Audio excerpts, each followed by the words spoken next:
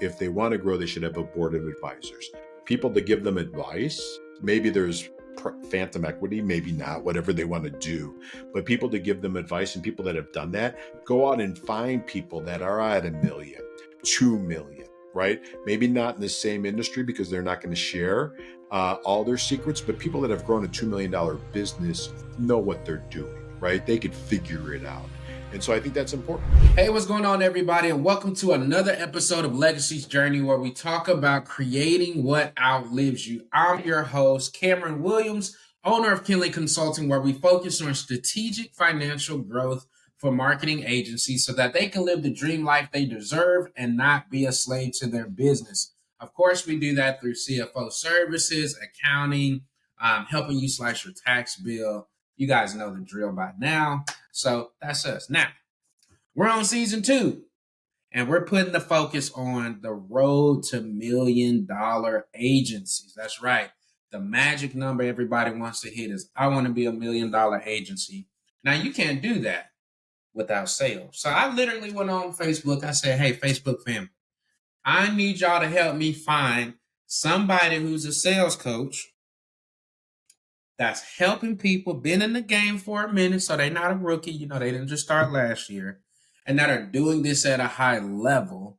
So that way, right, we can give back to the audience and help them, because, of course, in us having a lot of marketing agencies as clients, we have over, I don't even know what the last updated number is, but I think it's over 15 or 20. Sales comes up a lot of times when we start discussing goals. So I said, y'all, tag your person, tag me somebody I need to talk to. And one of these people they tagged was our guest, Nicholas Luisi. Welcome. What an introduction, Cameron. Holy cow. That was that is the most energetic introduction I ever got, aside from walking onto a stage. I appreciate it. I appreciate all you're doing. As you know a little bit about me, right? When you did your research and we chatted, I owned an agency from 2006 to 2012. We grew to about 3.2 million. So I love the work that you're doing. I love what you're doing for agency owners, for marketing agency owners. After that, I got recruited by a private equity firm to run a company that was GKIC, Magnetic Marketing now, right? So we taught business owners, agency owners, direct response marketing.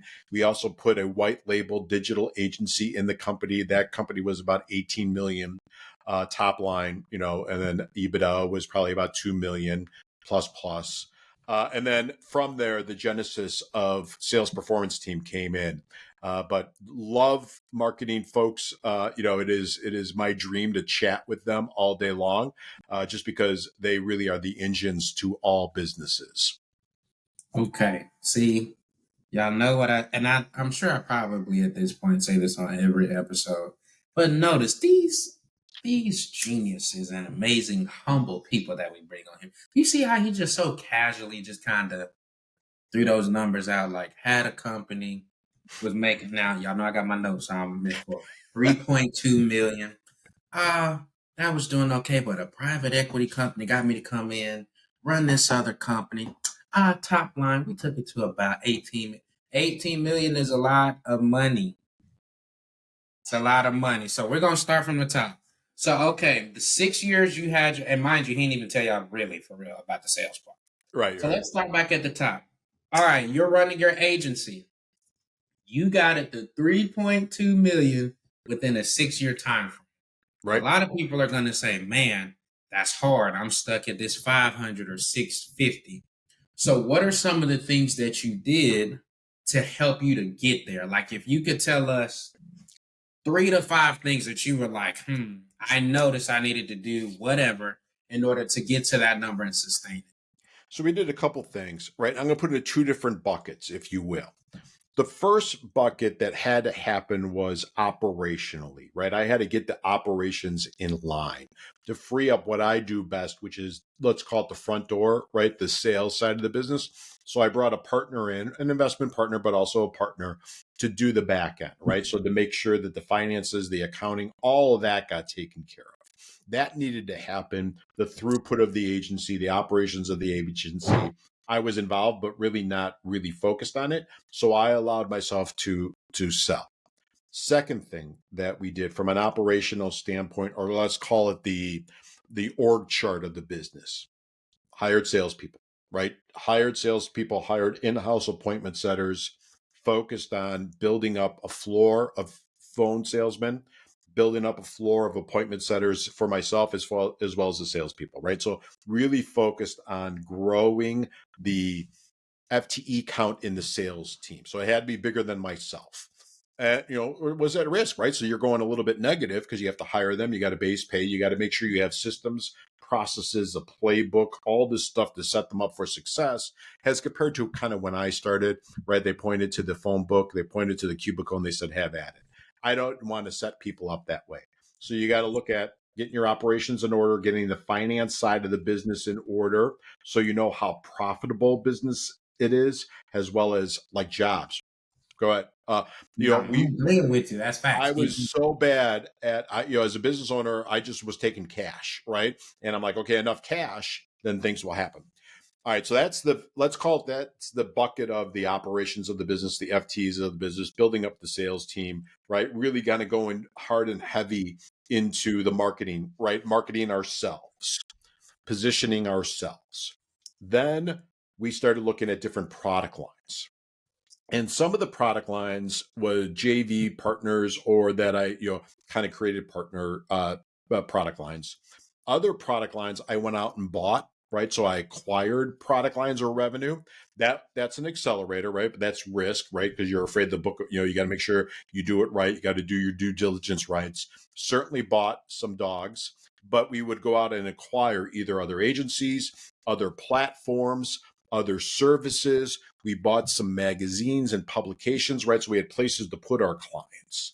And so that was the totality of how we built the business. You know, certainly made my mistakes doing that, Cameron, as you could appreciate. And I'm sure you guide your clients. We were going to be a Yelp killer, right? So I started building online platforms. I should have done it differently. Now that I know what I know and I work with some other agencies and how they do it, would have been a great kind of, it was a way to get a foot in the door, but it was just the economics were wrong. In the beginning, I was very heavy into direct response, direct mail. And when my agency was $1.8 million, I had a brother-in-law, dear brother-in-law. They were an all digital agency, Cameron, and they were about 1.8 million too in revenue. I was profitable. They were not. They were able to sell their agency for $18 million. If I would have sold my agency being all direct mail, direct response, I would have been a fraction and not even, barely any zeros after that, right? Just because of the model. Everybody was buying digital agencies. So therefore, I had to get into the digital marketing fast and furious.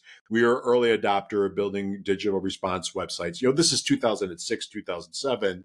A lot of your folks that are listening, they're so far more advanced, right? But it was kind of the wild, wild west in 2006, 2007. So that was kind of how we grew that business. A lot of it through partnerships, a lot of it through acquisitions, putting the right people on the bus, putting salespeople, sales team, building up a sales team.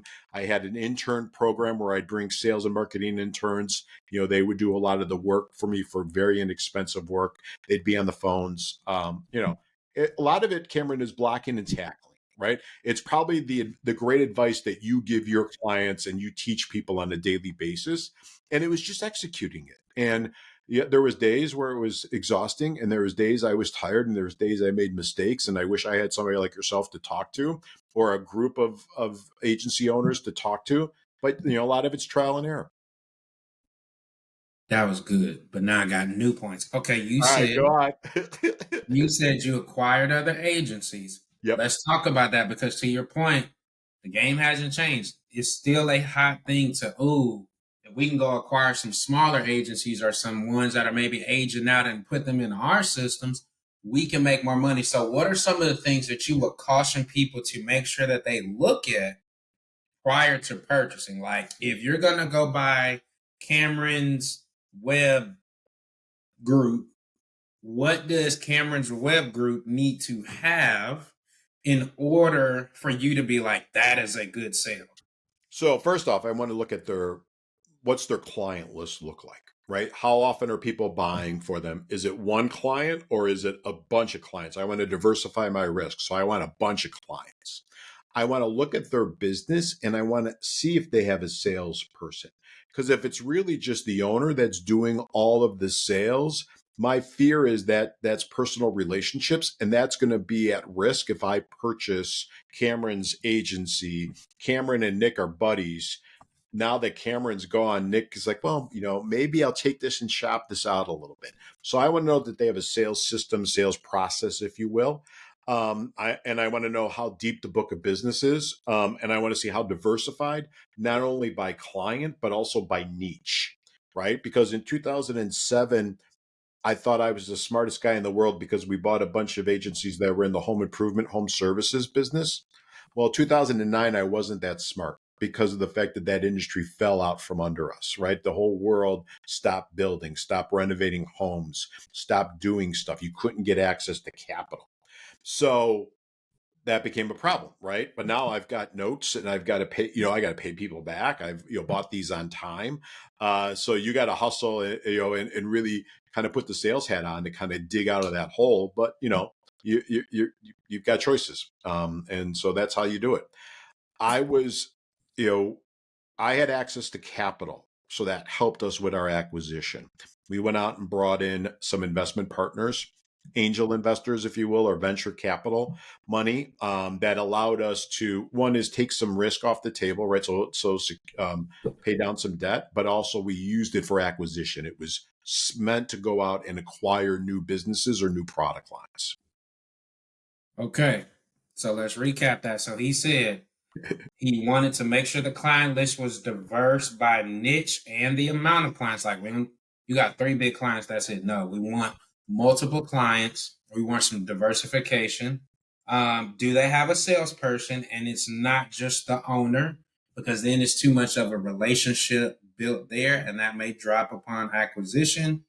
And then, of course, you have angels, investors, and capital available to where if you saw a good deal, you were able to pounce. Now, let me ask you this question. Was there any point in time that finances played a heavy role into this? Or as long as they had enough clients, it didn't matter because I knew once they came into my ecosystem, it's going to be profitable regardless. Well, yes and no, right? I'd be lying to your audience, and I don't want to do that if I just said, "Oh no, we just bought them," right? So we did look at that, but we knew one is if I could get them and I could hold them, I could cross sell them into a bunch of different products that we had and services that we had, right? Because a lot of times they were one trick ponies, like you said, a web design agency. Well, I knew I could do some other stuff. I just had to keep the book of business alive, and then I would cross sell them. And I knew because I had a really aggressive sales floor, and we were aggressive promoters and marketers that we could, sell. And I get in there for referrals. So I wasn't that worried. I also knew that because we were good on the back end, because we knew our numbers and we could kind of drive that, I could pay a little bit more, right? Because of the fact that I can make that deal work, if you will. Because it was it was a growth, but it was also a customer acquisition strategy for me, right? It was one of the best customer acquisition strategies that I could get to. Now it was expensive customer acquisition, but over the long haul, the lifetime value of that customer was really good.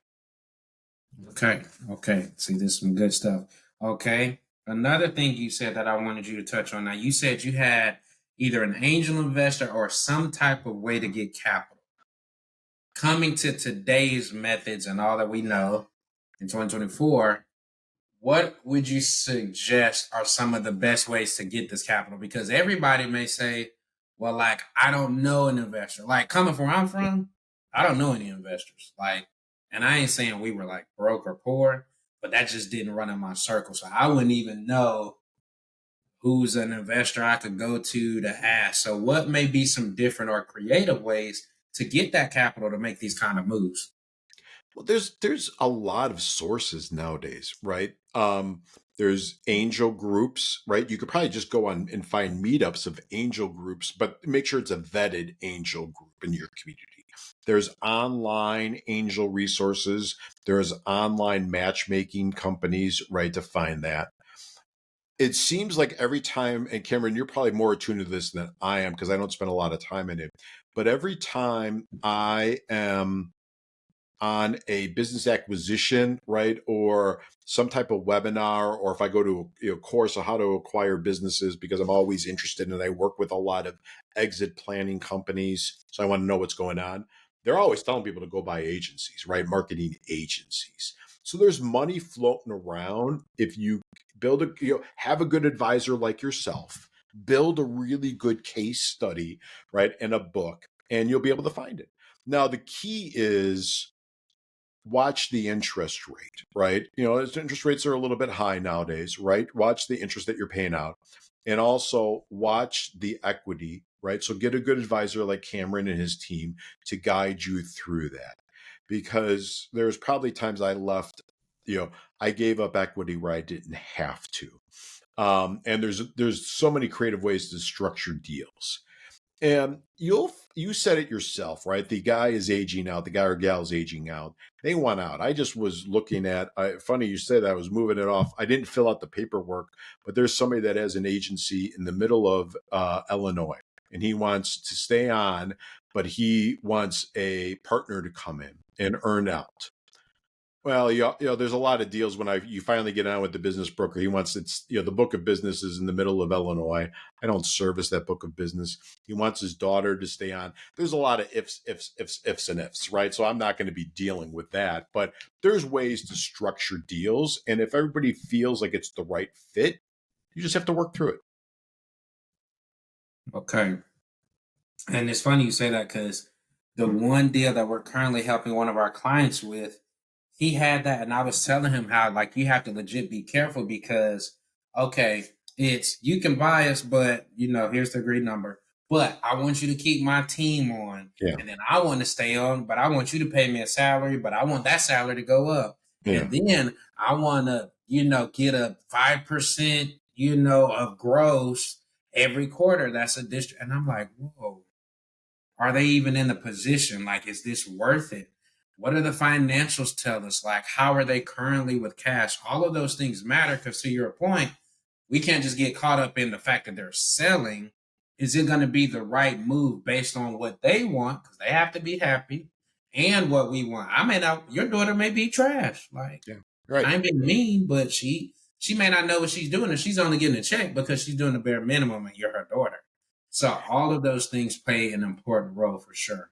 I think you're spot on with that, Cameron. I was, prior to starting my own agency, I was a young, brash VP of business development for a large healthcare organization and learned a lot. Great team, learned so much. I was blessed that they gave me this role right out of my graduate school. And there was an old veteran CFO, right? And we're a deal, right? We're bringing a deal to the table. And he's like, you can never get emotional about an acquisition because it will cloud your judgment. Your role is to go source the deals, go find the deals. I respect that. It's a skill that I don't have. My job is to make sure it's the best deal for the organization, right? To have, like you're doing, does somebody to punch those holes through, or at least ask the questions? Because we as business owners, we as agency owners, we as the people that are kind of building the empire, building the business, if you will sometimes get blinded by the deal. And we'll want to get the deal over the finish line and get it done, but it's the wrong deal. And I remember talking to advising somebody, or he was wanted to do we wanted to bring me in, and we were going to start a joint venture together. And he was telling me about how he sold his business, and that was his seed capital to do the next thing. And he said, well, I just kept on asking for a bite of the apple, bite of the apple, bite of the apple, bite of the apple. As we had a deal, and I wouldn't sign it until they gave me more and more and more. And I'm like, well, you're going to do the same thing to me at some point. So it's not you, it's me. Let's break up. But, people get funny and it's their babies. And, you never, like you said, you got to do it with diplomacy. It's great to have advisor, financial advisor, CFO services like what you provide, because you can say, listen, this isn't my question. I want to do this deal with you, but Cameron's making me ask these questions, right? And so you need that objective person at the team to not get emotional about deals, because you'll want to push the deal through, right? Because we're entrepreneurs. We're always thinking of, I can make this work. A lot of times we're optimistic, right? So you're looking at only the positives, but somebody's got to look at the negatives. Can't recap that any better than he said it, so I'm not going to. Okay, let's continue on. So another thing you said.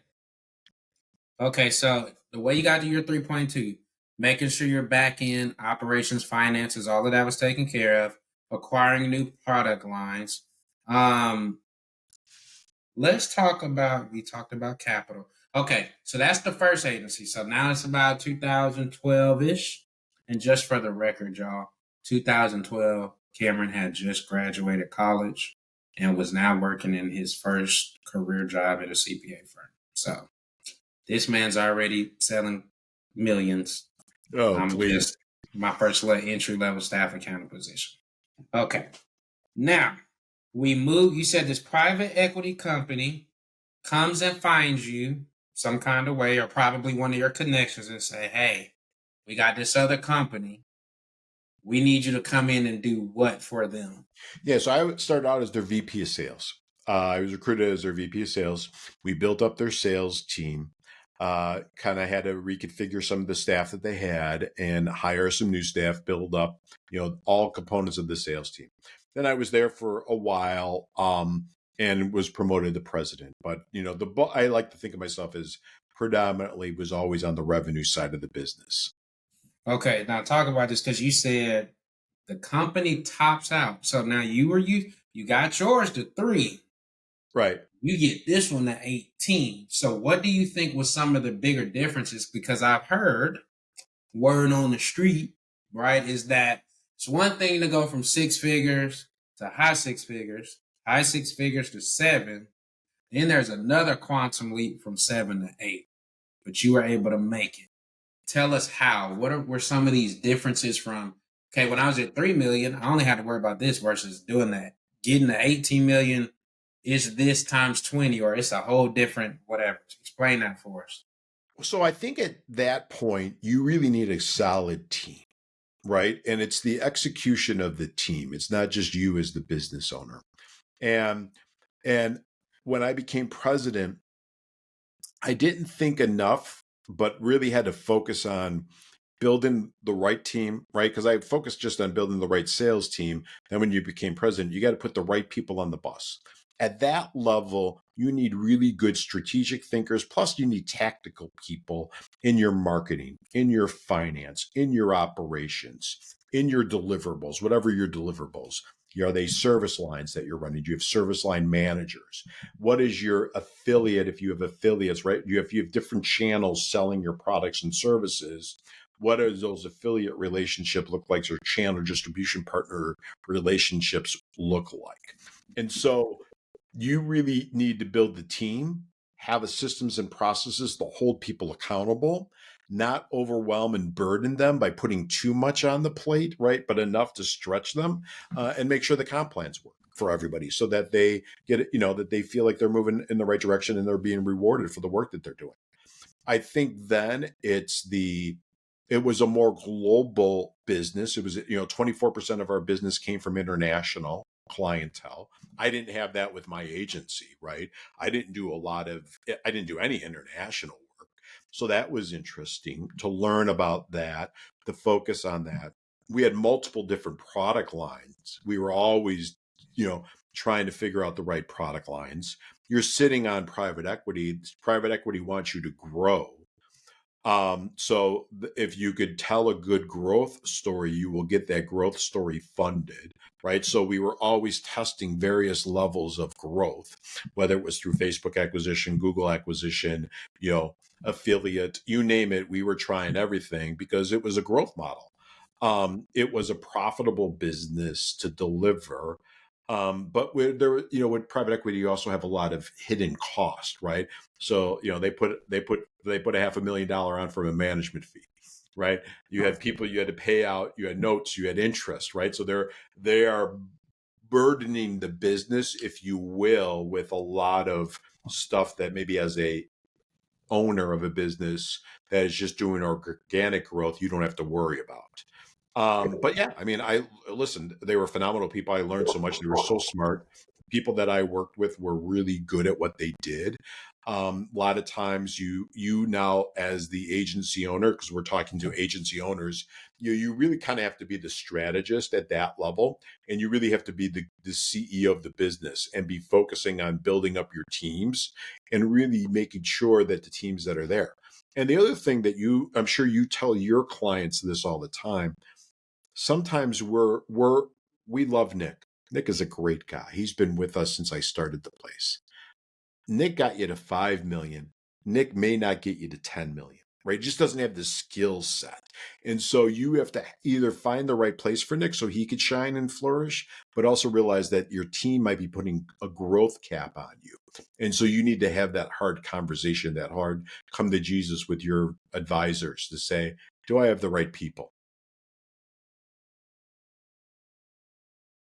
Okay, so there's a different focus on teams. Not saying that you didn't focus at the 3 million mark, but at 18, you're even further removed.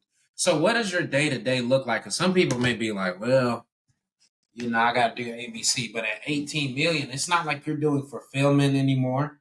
No. You're not on calls. Like, you tell us what your.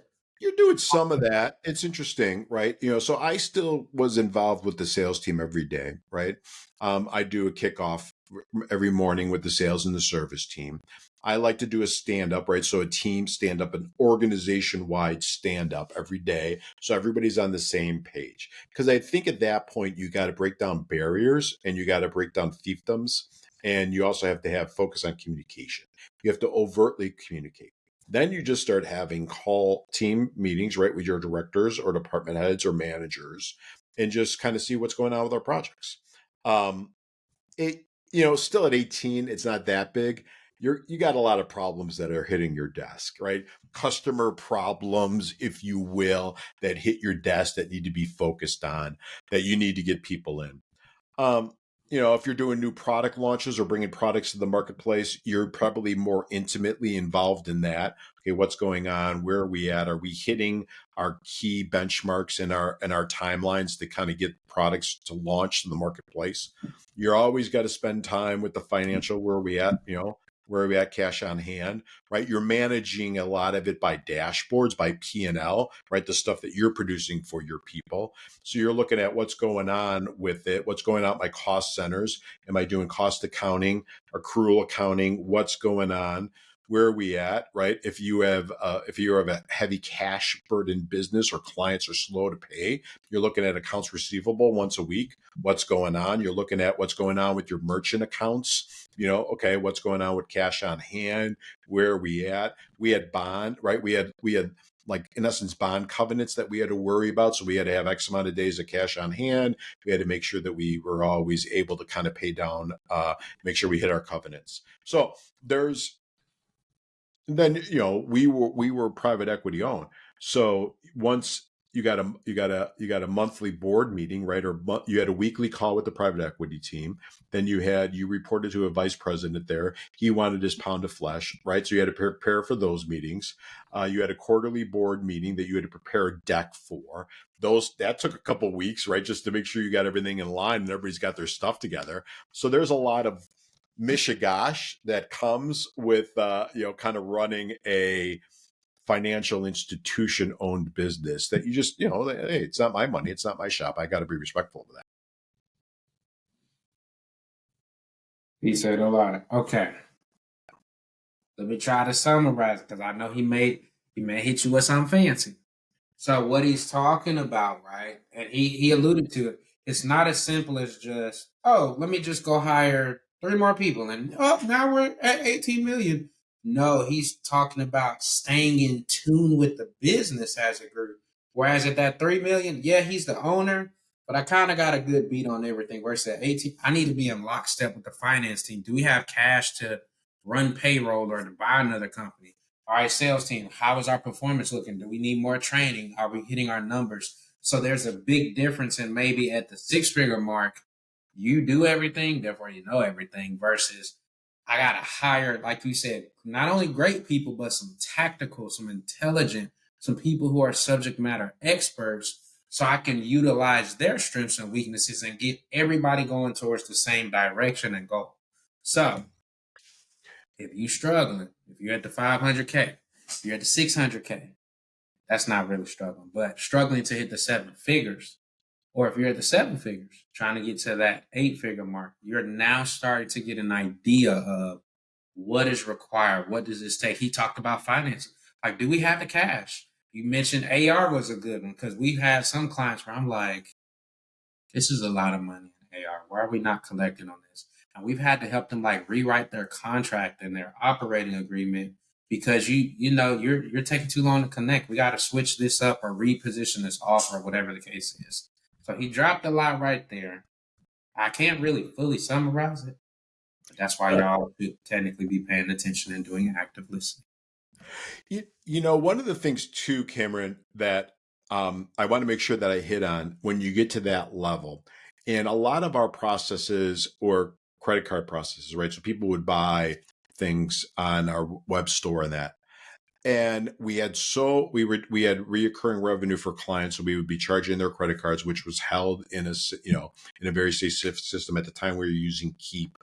I spent a lot of time, more time than I ever thought, on cybersecurity and worrying about that at that level and thinking about, is everything, phishing expeditions, and is everything safe? And, Russian bots are trying to take down the website and all that. So where were we from a checks and balances, and how did I make sure that everything was being properly secured and stored and we were safe?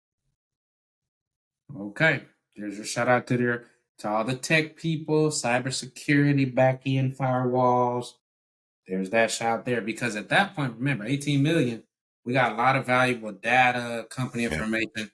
If you had 250, 300, 400,000, we're not saying don't have a tech guy. We're just saying it's not as important as when you're at 18 million. All right, let's keep going. Now, you're at this company, you've gotten elevated from head of sales. Now you're the president.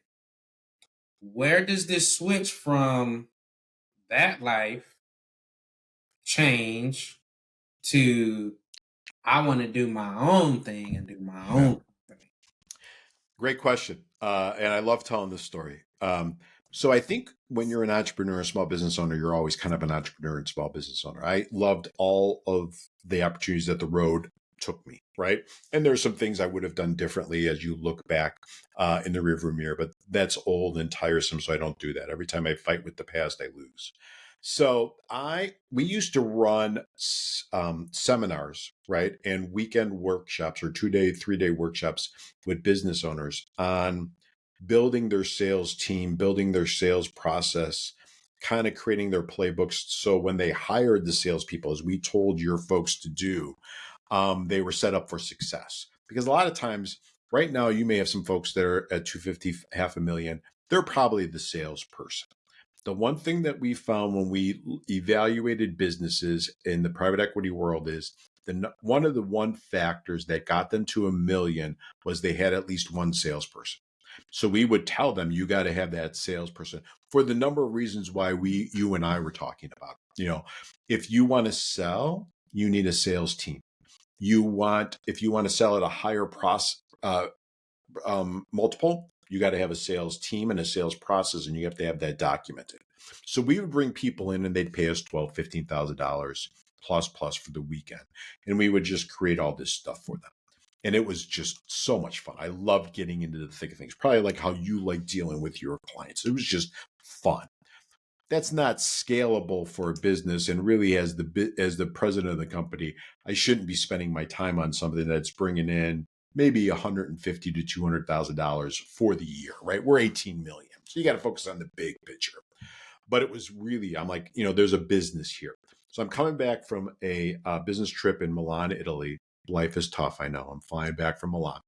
And I write out this business plan on napkins, on legal pads, on anything that I can, which in essence is the genesis of sales performance team.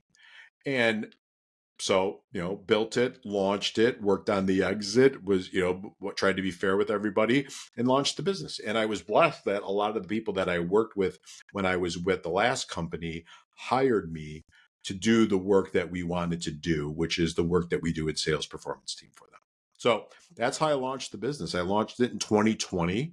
Little thing, COVID happened to the world, not making any judgments, but people had to think about differently. How did they sell differently? How did they move to a remote workforce? How did they make sure they had KPIs and sales playbooks? Because you can't listen to your sales team when they're all selling from their home now, right? As compared to if you had a sales floor. So the whole world changed. And it was like, I just hit it at the right time. We had some product lines that were really good, right? We did, like, people outsourced their sales to us. We had salespeople, but that product line wasn't as profitable and it kind of burned itself out. So I stopped offering that product. But now we just, we are de facto fractional sales leaders, much like you're a fractional CFO for your clients. Clients bring us in. They can't afford full time. We want to get them to that point where they get hired full time. And that's one of our goals for them. But we're just in it. We're managing the KPIs and we're managing the team and managing the process and the system and coaching people just like you do. You're coaching them from a financial perspective, right? Watching their KPIs, watching, like you talked about, hey, you're sitting a lot of money on what's going on with your receivable. I mean, I'm worried for you, right? You're sitting on a lot of money.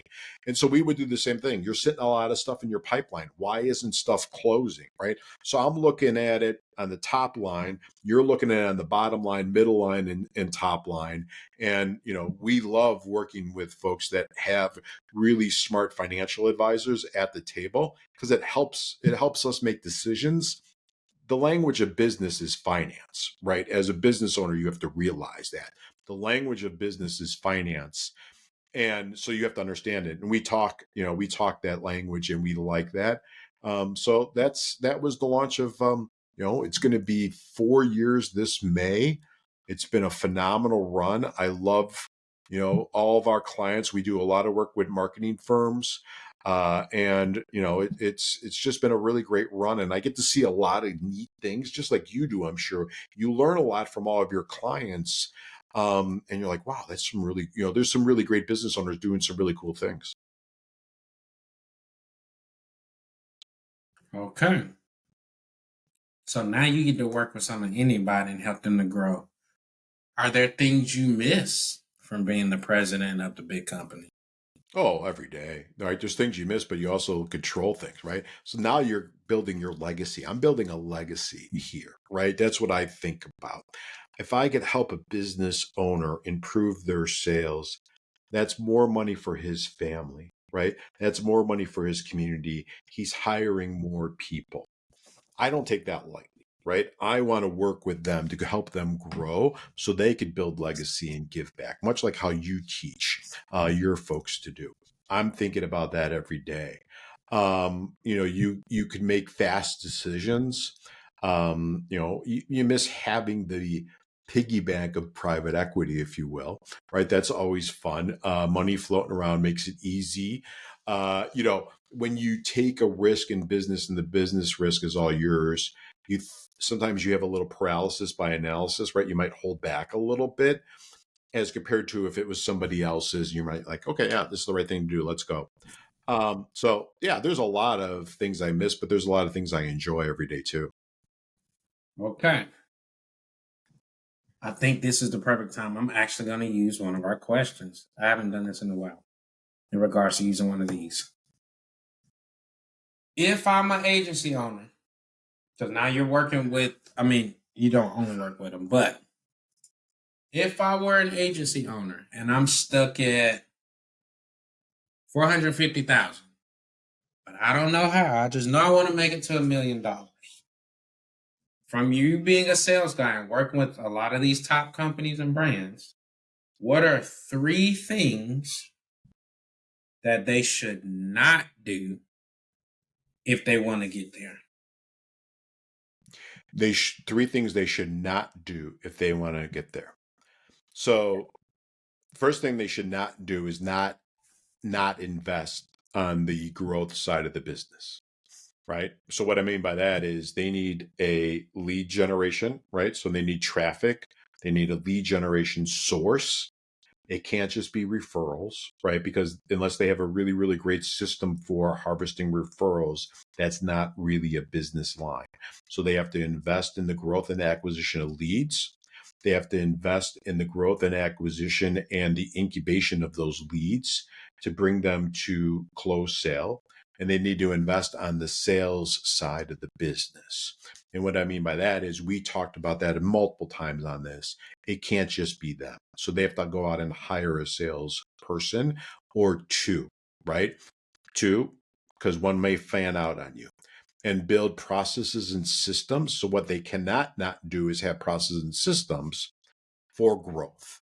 And I think then they need to take their emotions out of it. So once they hire, or a lot of times we're brought in, they hire their brother-in-law. Their brother-in-law can't sell. We got to tell them that we got to move their brother-in-law out, right? So now what they cannot not do for growth is they can't have a dashboard that they're managing how many leads are coming in, how many new opportunities are coming into the pipeline every day, how long is stuff sitting in the pipeline, what's our average project cost, right? I need to know all those numbers. So they can't do it. They don't do it. They're going to set themselves up for failure, right? And what they also need to do is probably on a quarterly basis, sit down with their financial advisor, somebody like yourself, and look at what's going on and look at what the trends are. And they need to manage the business much like you would manage it when I was running an $18 million private equity firm, managing with a board of directors and saying to get to a million, I need to have XYZ 1, 2, 3, 4, 5, 6 in place. Here's what I'm going to do. I also think that they if they don't want to grow, they should not get a board of advisors. If they want to grow, they should have a board of advisors. People to give them advice. Maybe there's phantom equity, maybe not, whatever they want to do. But people to give them advice and people that have done that, go out and find people that are at a million, 2 million, right? Maybe not in the same industry because they're not going to share all their secrets, but people that have grown a $2 million business know what they're doing, right? They could figure it out. And so I think that's important. I think those are all things. I kind of hid your question in saying what they should do versus what they should not do, but hopefully they got it, right? The old trick is you always answer the question that you want versus the question that you get sometimes. Hopefully that was good advice that your people could use. All right, and I'm gonna recap it. You said don't. I'm gonna say it the way you said it because I'm Okay. about to say don't not do not not. All right, so if you want to get to the $1 million, you need to make sure you're investing on the growth side of the business. You got to make sure you're having your operations and systems. You need to make sure you have dashboards so you can specifically track those important KPIs of cash, profit margin, AR, turnover, etc. And don't forget to meet with your accountant because I know even with our company, right, we make it to where unless you're on like an older legacy package, we want to try to meet with you on a quarterly basis because we want to stay in alignment with you. You may have just like there was one client he was doing really well, like 50 to 60K months. And then he just came up with this whole new product. And I was like, what? What happened? He's like, oh yeah, it's actually good. But we're gonna launch it this month. Oh, okay. Tell me more. So we do that so that we can stay in alignment with you because, and I say this on plenty of episodes, this is not a shock to y'all, only to the guests, but I believe the accounting industry is like fundamentally broken. We think, I'm going to give you a P&L and a balance sheet, and that's value. No, because y'all going to look at that and be like, oh, okay, thank you. No, what's the real value is like he said, okay, let's start running through these KPIs. Are you on track? You said you wanted to make $1 million this year, and we're in July. You're at 350. We're below the goal. Yeah. We're behind. Or are we at 570? All right, we're a little bit ahead. All right, let's keep going. So those things are super important so that you have actual things of substance to keep working towards, not just like he mentioned, the gut feelings and well, my brother said, your brother doesn't do accounting. He doesn't understand finance, so he doesn't know. Or he doesn't do the SEO or the PPC or the Facebook ads or whatever the case. So that was another one that was, like you said, a little subtle. Make sure you got the right people on the team. Like if your brother's not qualified or if Nana's not organized, we don't need to have Nana being the admin assistant. If your sister is terrible at organization, she probably shouldn't be managing your emails. Like we have to be real with ourselves in order to get to these goals because it's going to require work and it's going to require focus. Did I summarize it right? You did great. You did much better than I did. It was phenomenal. Spot on. Okay. Now let's do this one. Let's go rapid fire. Okay. This is kind of a fun part. So I'm going to ask you a question. You got rapid fire. All right. So Yep. let's start with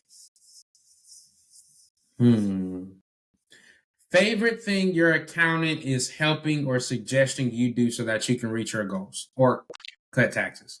Yeah, so I think, I think what you just said, right? So are we maximizing our investment for our retirements, right? So I think about that. That's really, really important. Are we maximizing our tax strategies at a certain point in your business? You get to that, right? Are we creating generational wealth for our children and our children's children, and how are we funding that? So I think those are the three favorite things that my accountant, tax advisors, and all of them are working on with us. Okay. Next question. What has been your best investment to date? Could be personal or business that has produced the greatest ROI. My relationship with my wife has been the best investment that I ever did. I Next think is you're the my first person to say that. really. We're gonna leave it at that. We're gonna mic drop on that one. Yeah, I'm gonna give you kudos because I think you're the first person. All right, next one. What are some things you do to stay connected with the wife throughout the week? Because to your point, you were running a hugely successful company. Now you were like, I'm gonna do it on my own. So you're kind of in that rebuild mode where it's like, okay, gotta make every day count. What are some things you guys do to stay connected, like throughout the month, throughout the week, so it's not just, I'm holed up in my office working 24/7.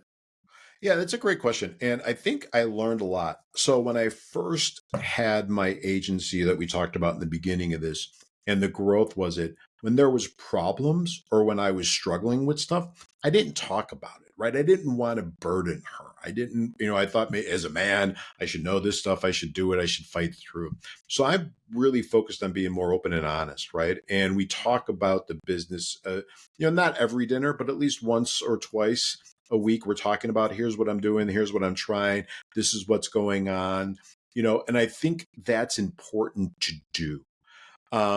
We are so hyper connected now, probably too much in our lives, in our world, that we need to take some downtime and kind of rebuild from that as a family and as a couple. And I think the other thing too, and it reminded me when we were starting and you got young children, I probably wasn't as emotionally available for my children when I was first growing my business in my first run. And I made a conscious effort of that, where I didn't let the business and the problems of the business completely absorb me. They're going to be there tomorrow, right? You got a client that blows up or that you lost, nothing you could do about it. Have a nice dinner with your family. Right. And so that's one thing I've kind of focused on, kind of organizing myself, if I will, right? A little bit more spiritual. We don't have to get into it, but I've just focused on that. And I've prioritized my health, right? So I've lost a lot of weight as compared to where I was when I was running my own business. The stress of the business, I was never really a big drinker, but I certainly would eat my fair share of Oreos and pizza, right? So that was like my release. And now I've kind of been prioritizing that. And I think by doing that, that helps me connect with my spouse and my children better. Gyms. Y'all saw he talked about holistically the health, the food choices, taking some downtime to kind of unplug from this social media driven world. That's good. All right. If you could go back in time, this is one of my favorites.